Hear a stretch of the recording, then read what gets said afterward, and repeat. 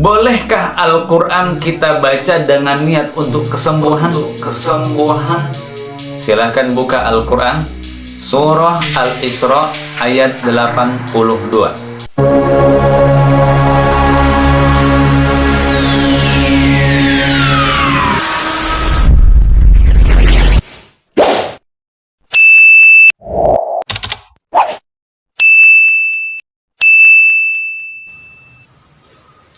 Bismillahirrahmanirrahim.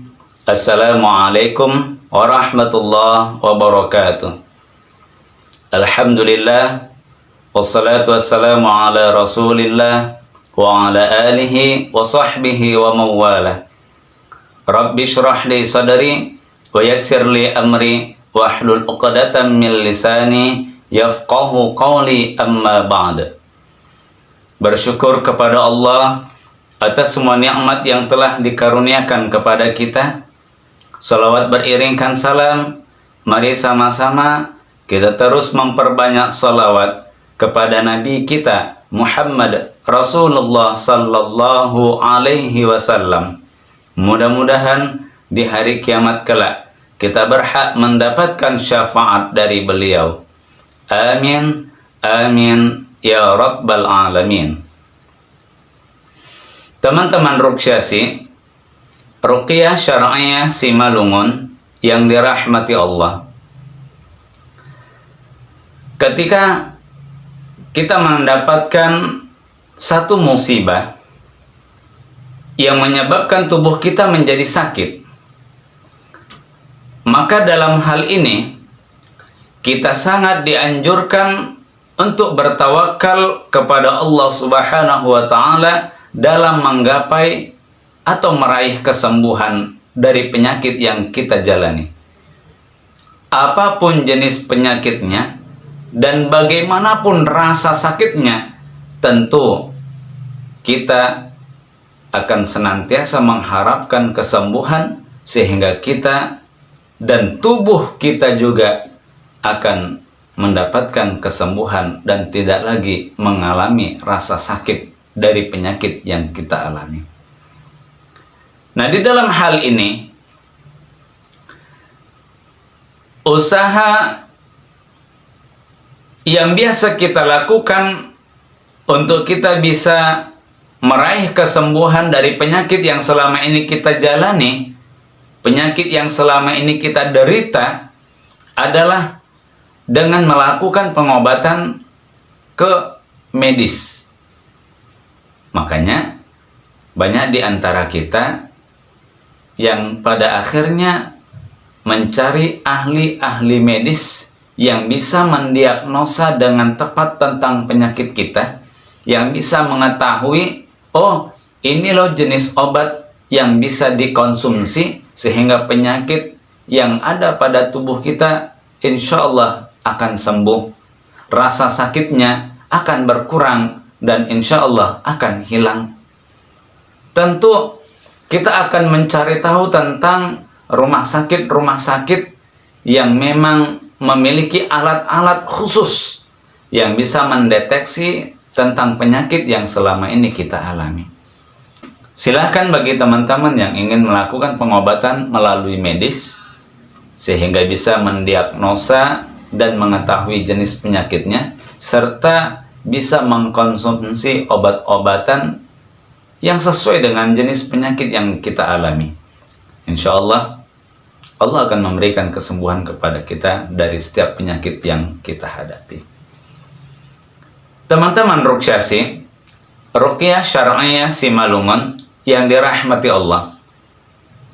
Tapi di sisi lain, kita ada melihat teman-teman kita, saudara-saudara kita, bahkan jiran tetangga kita, atau bahkan ada di kalangan keluarga kita sendiri.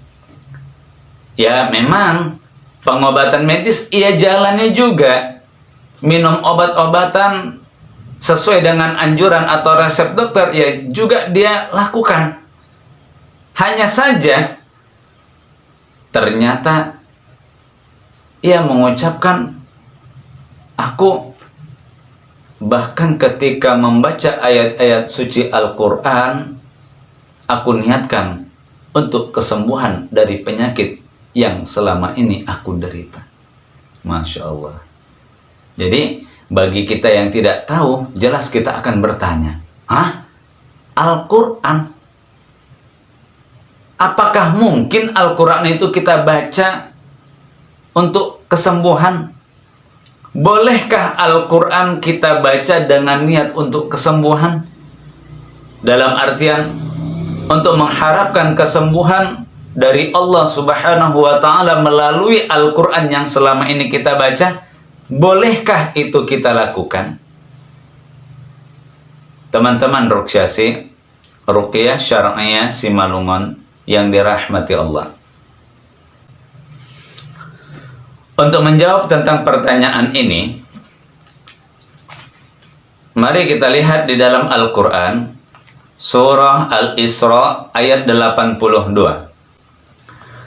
Allah Subhanahu wa Ta'ala berfirman, A'udzu billahi minasy syaithanir rajim.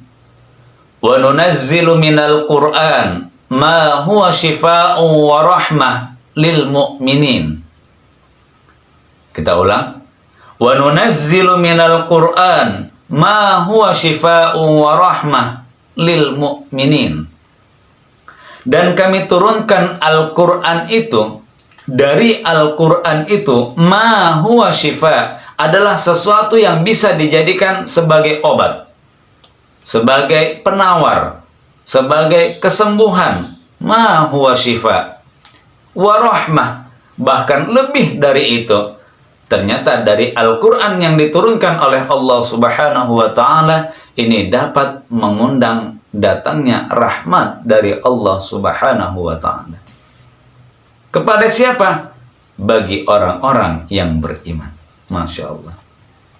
Jadi dari ayat ini nyata jelaslah bahwa salah satu fungsi dan tujuan dari diturunkannya Al-Quran adalah merupakan ma huwa shifa, sesuatu yang bisa menjadi obat, yang bisa menjadi penawar, yang bisa mendatangkan kesembuhan dari Allah Subhanahu wa Ta'ala.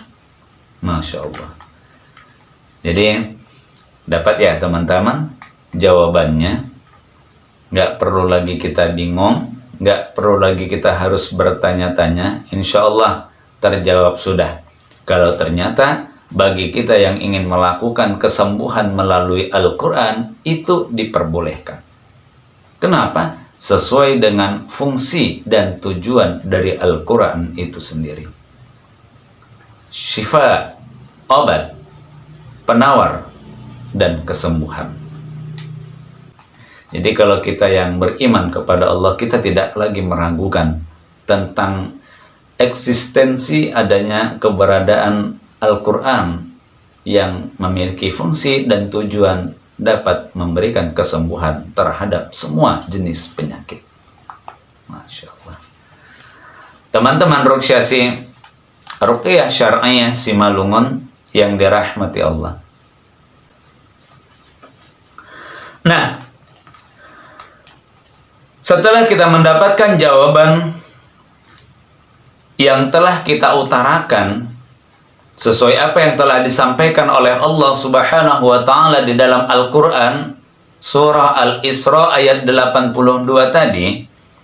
Jadi, bagi kita yang membaca Al-Quran, kemudian niat kita adalah untuk mengharapkan kesembuhan, tentunya kita mengharap kepada Allah Subhanahu wa Ta'ala. Kita berniat agar Allah memberikan kesembuhan terhadap penyakit yang selama ini kita derita. Maka dari setiap bacaan-bacaan yang kita baca dari ayatul Quran, bahkan dari setiap surah-surah yang sudah kita lantunkan, ini disebut dengan ruqyah. Masya Allah. Ar-ruqyah, begitulah bahasanya.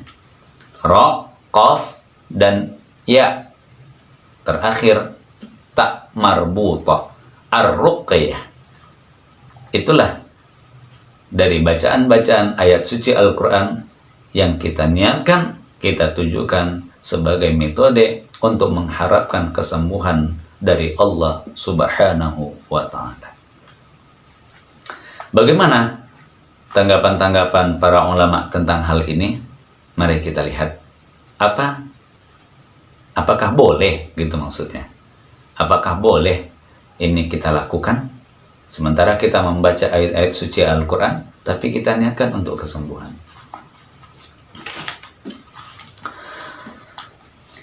Salah seorang ulama, Imam An-Nawawi rahimahullah, beliau memberikan penuturan tentang hal ini di dalam kitabnya Syarah Sahih Muslim, juz 2 halaman 79. Beliau memaparkan, wa qad raqan Nabi sallallahu alaihi wasallam wa amara biha. Dan Nabi pernah meruqyah, wa amara biha, dan bahkan beliau juga pernah memerintahkan kepada umatnya untuk meruqyah.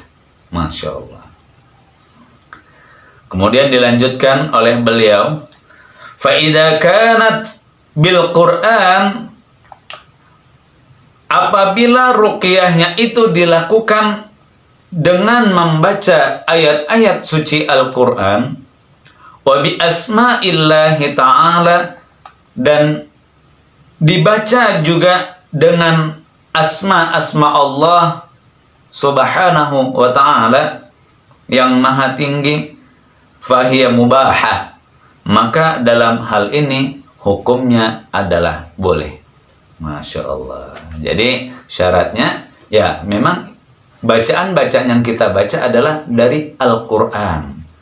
Kalaupun nanti ada kita masukkan bacaan-bacaan yang lain yang ternyata terdiri dari nama-nama Allah, selama nama-nama itu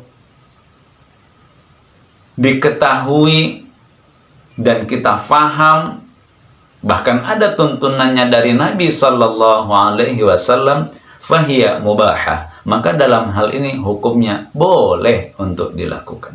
Boleh. Bahkan pada kesempatan yang lain, Imam An-Nawawi mengatakan bahwa hal tersebut hukumnya adalah sunnah. Masya Allah, sunnah. Apa yang beliau katakan?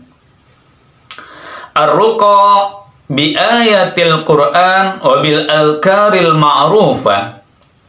Ruqyah yang dilakukan dengan membacakan ayat-ayat suci Al-Quran dan dengan membacakan zikir-zikir yang ma'rufah, yang diketahui, yang difahami, yang dimengerti, bahkan yang sesuai dengan petunjuk dari Nabi Sallallahu Alaihi Wasallam, fala naha fihi, maka dalam hal ini tidak ada larangan di dalamnya, nggak dilarang.